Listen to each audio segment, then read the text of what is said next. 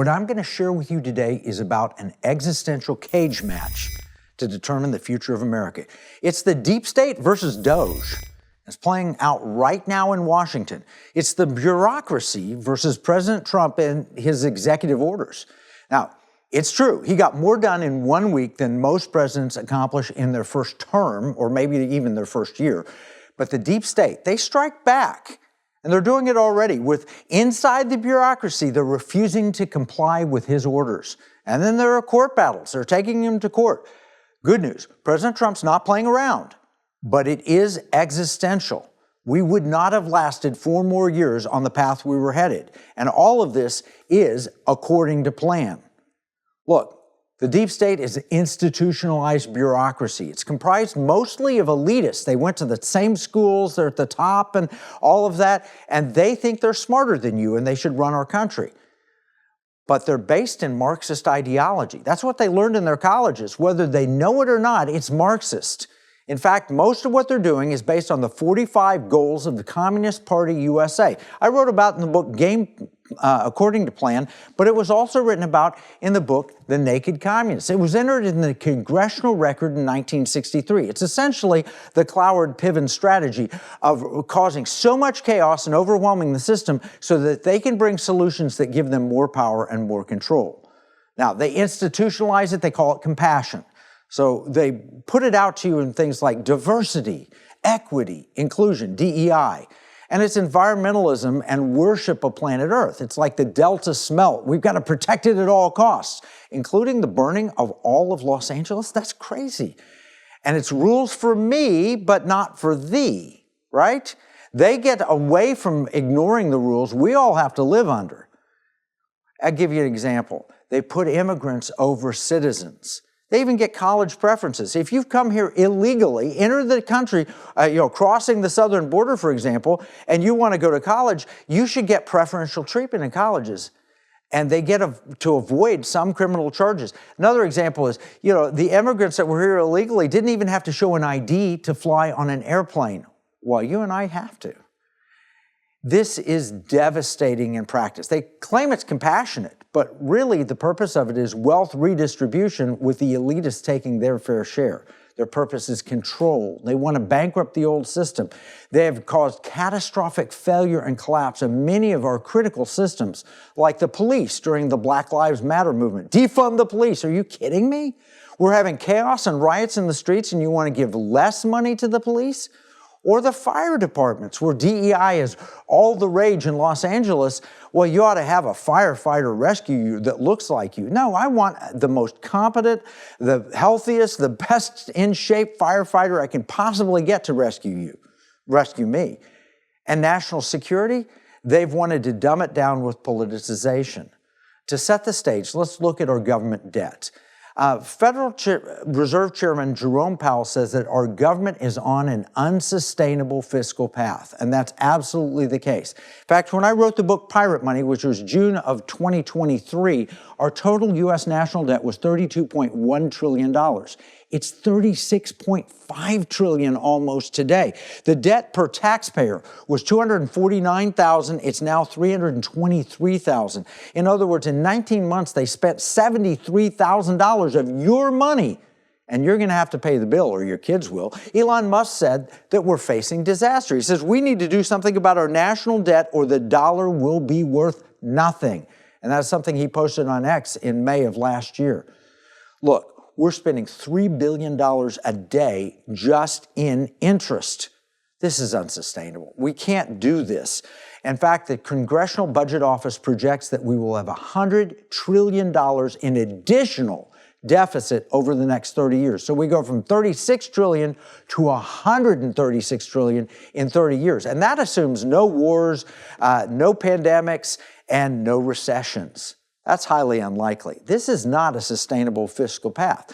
This is the plan. According to plan, why don't you bankrupt the currency and profit from it? Why don't you bankrupt the economy and you take ownership at the end of it? When the money faileth, that's when everybody was sold into slavery in Genesis.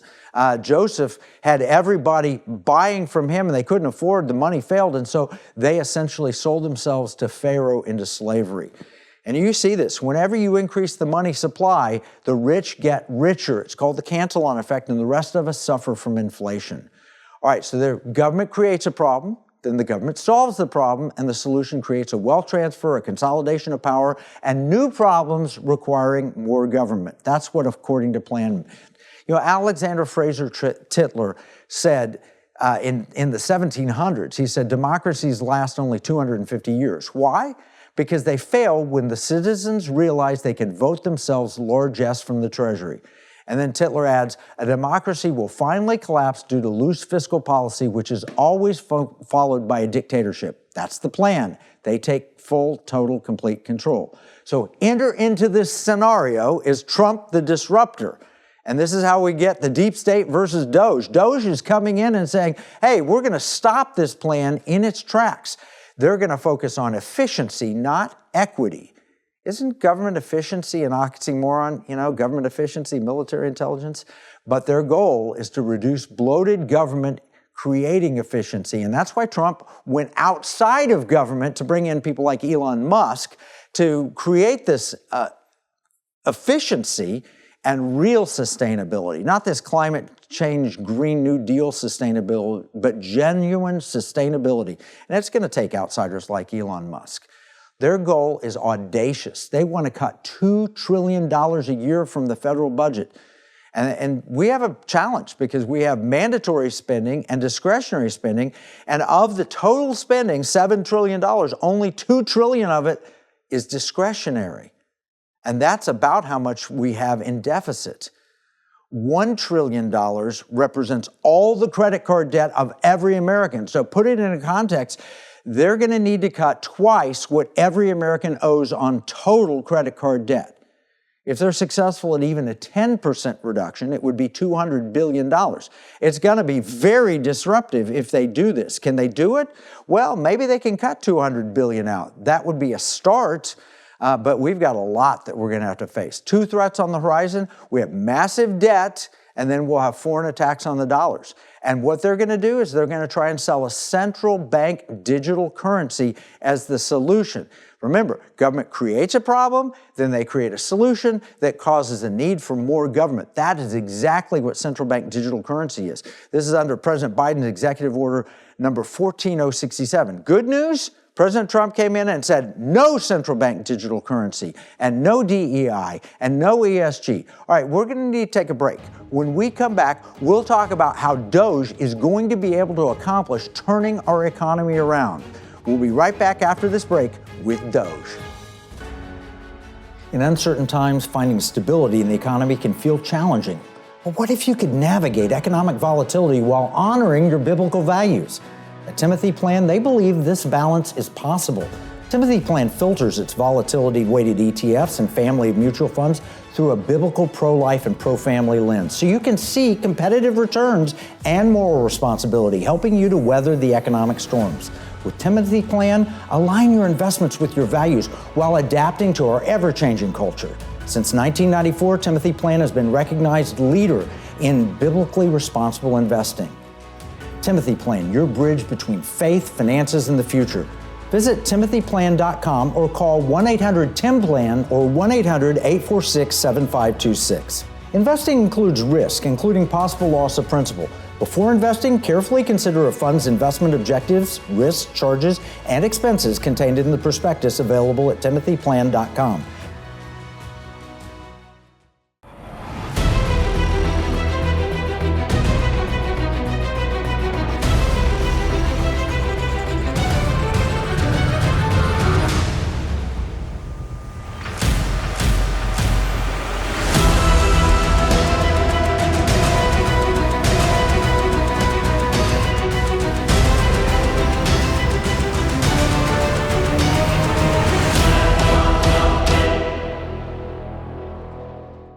Washington said paper money opens the door to every species of fraud and injustice.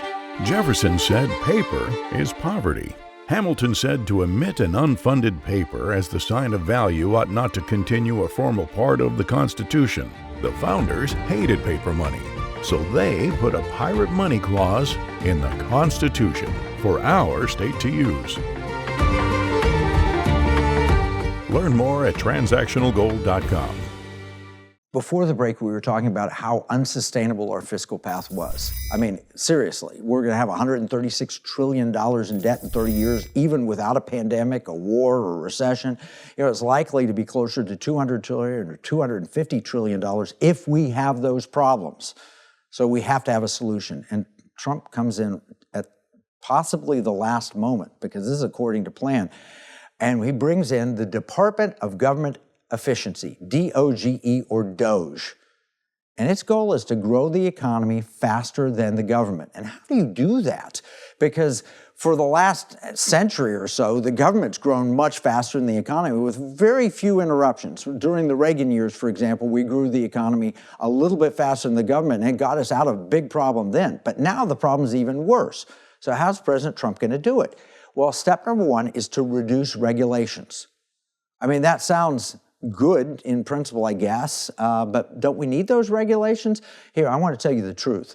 Government creates regulations to generally prove that we need government, but yet they're causing a huge impact on our economy. I want to read a World Bank study in 2005 found that a 10 percentage point increase in a country's regulatory burden slows the annual growth rate of GDP per capita by 0.5 percentage point. Based on this finding, an increase in regulatory burdens can translate into thousands of dollars in lost GDP per capita growth in less than a decade. Now, that was a report that was put out by Mercatus.org. Well, that's an interesting statistic. So how do you grow the economy faster than the government? You reduce regulations. Did you know that during the Biden-Harris administration, regulations cost the average family almost $50,000? $50,000 in new regulations. That's from the Committee to Unleash Prosperity. And did you know this? We have been made much poorer as a result of federal regulations. In fact, the amount is staggering.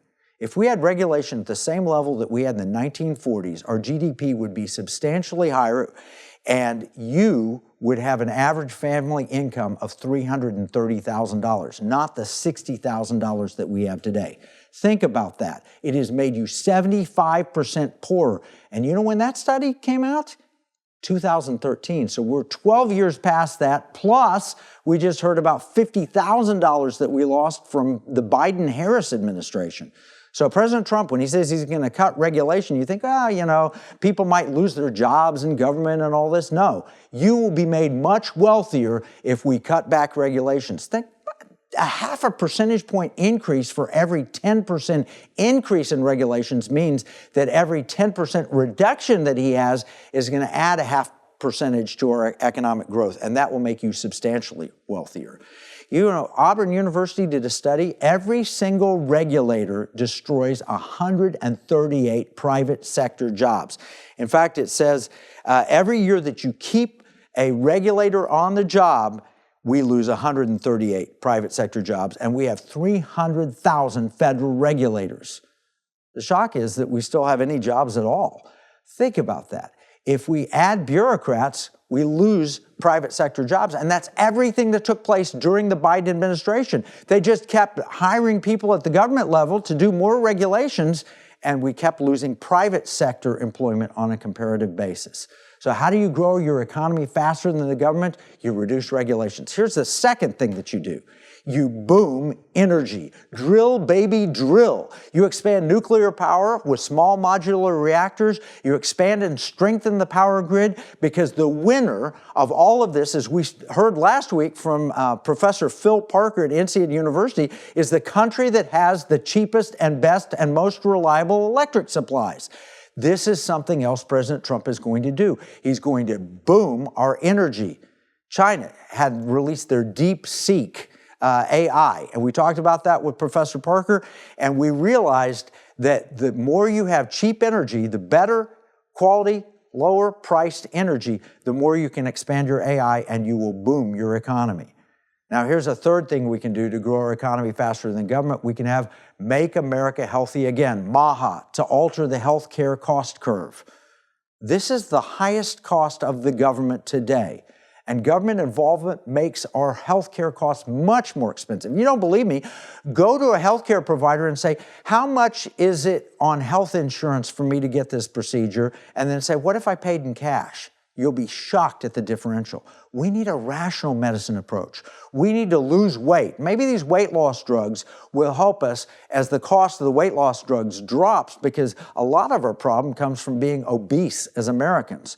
And what we really need is price transparency. That's essential. And it's in the executive orders from Trump.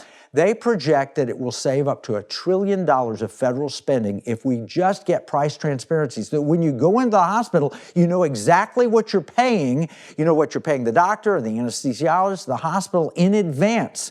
You know, you'll change your healthcare spending pattern, and you might say, well, if that's expensive here, what is it over here? And that competition might drive prices down. I was with Dr. Carson last week, and he said that we spend an average of $13,000 per capita on healthcare. You know, you can get a concierge doctor for about $5,000 a year. So the bottom line is we're paying way too much for healthcare costs. This is the fact that the bureaucracy, the deep state, the according to plan people have come up with a plan to cause us to spend way too much money through government. And what it's doing is we're making poor people poorer and rich people richer. And this is the paradox of big government. They've decided that if we can grow the government, the wealthy get wealthier through these government programs. You think that they're doing something compassionate and nice. What they're actually, in fact, doing is making you poorer. Think about that just for a minute. We have a problem of poverty, so we have President Johnson declare war on poverty. We have all this government spending, and the government's going to fix poverty. And he has spent $30 trillion. That's how much the war on poverty has cost us over the last 60 years since Johnson put it in place. $30 trillion. Now, what is our federal debt again? $36 trillion? So the vast majority of the debt that we have today is a direct result of trying to fix a problem that is never going to be fixed. Jesus said, the poor you'll always have with you. So what do we need to do? We need to have compassion, but not from the government. It's not compassion to stick a gun in your face and say, pay us taxes so we can give to the poor. That's not what Jesus was talking about. All right, we're going to have to take a break. When we come back, we're going to look at what Trump is doing now and what we should do next, because we've got an unsustainable fiscal path. We have a solution that the Trump team is going to put in place, and let's see if that solution is going to work, and then what you as a citizen can do, what we call pirate money, which is making money great again. We'll take a break. We'll be right back with DOGE versus the deep state. We're going to win this one, folks, if we work together. Throughout history, the spirit of patriotism has prevailed. The battles may have changed, but the values remain the same. Today, in 2024, we find ourselves at a pivotal moment where the call for unity, freedom, and a better future echoes louder than ever. For more than 10 years, Patriot Mobile has been committed to supporting the values that make our nation great.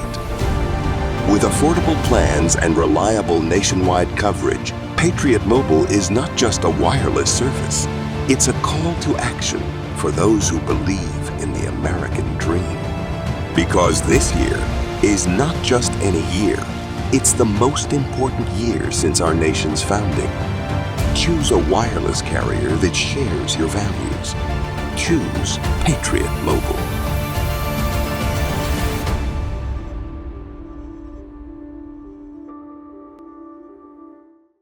You know, we're talking about the cage match between the deep state and DOGE.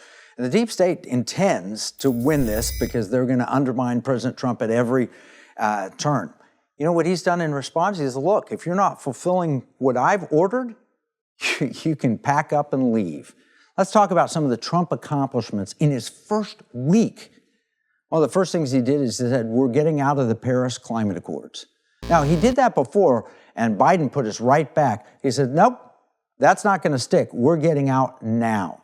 Why is that important? It's important because the Paris Climate Accords, we're the only nation that even came close to meeting the carbon reductions.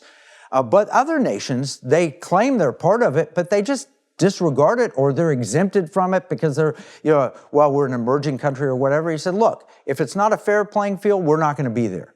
That's the first thing he did. He ended membership in the World Health Organization. We've talked on this program about how important it is that we get out of the WHO because literally they had a plan to take over every aspect of your life. They were going to declare anything a health emergency and then all of a sudden you have to obey who dictates. It's bad policy. We had Reggie Littlejohn and Michelle Bachmann on talking about that. Good news, President Trump, stroke of his pen, we're getting out. And a year from now, we can be out of them completely. He said, look, we're overpaying. And you know what they're doing? The WHO is so desperate for money that they've started a GoFundMe campaign. I kid you not. All right, the third thing he did is he stopped government DEI. Diversity, equity, and inclusion was a racist policy. It's unconstitutional. And he said, we're not going to do this anymore. And in the military, it's already having an impact. We want warfighters in the military who can defend and protect our country.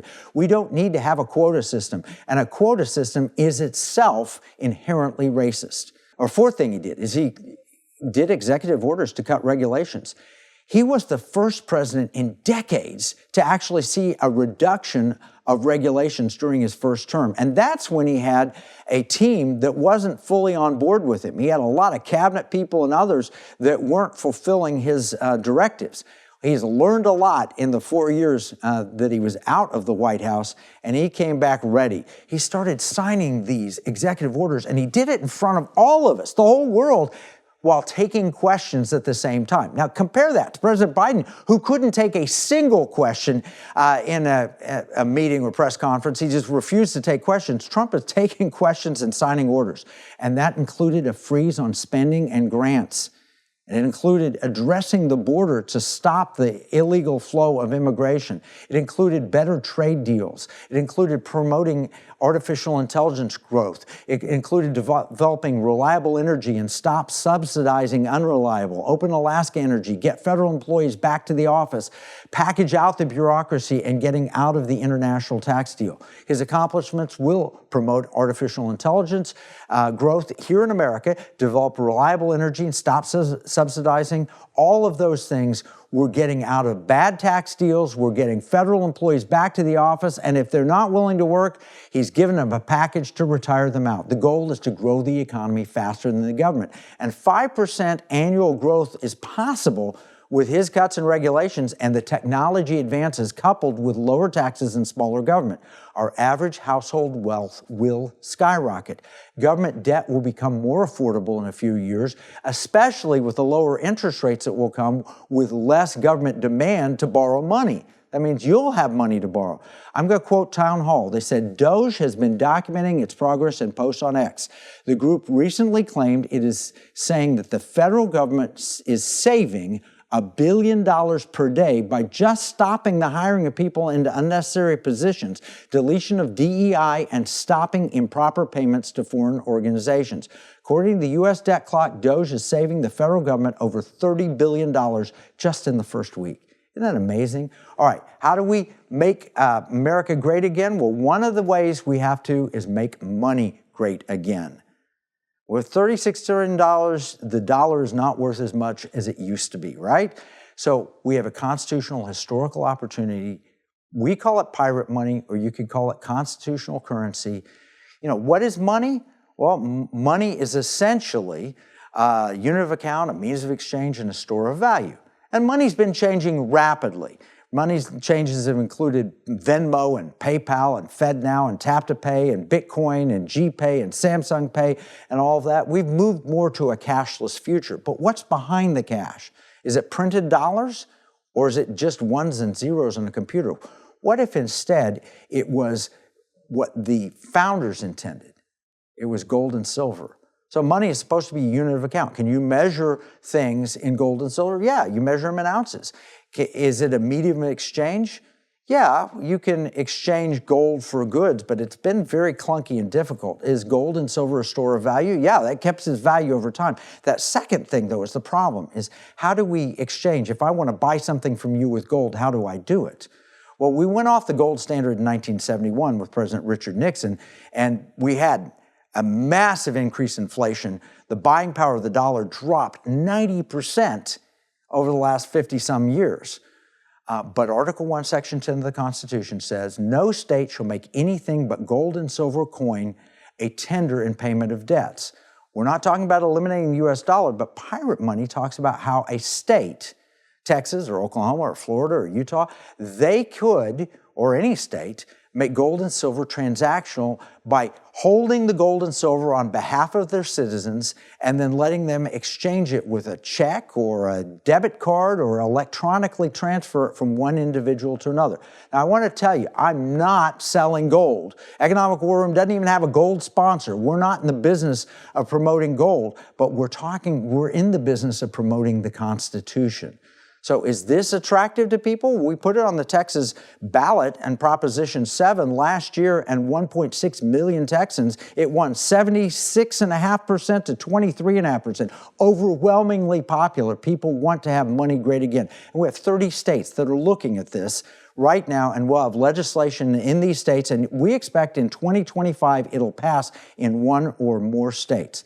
You know what? In Florida, they've done a study, and Jimmy Patronis is going to replace Matt Gaetz. He's currently the chief financial officer in Florida.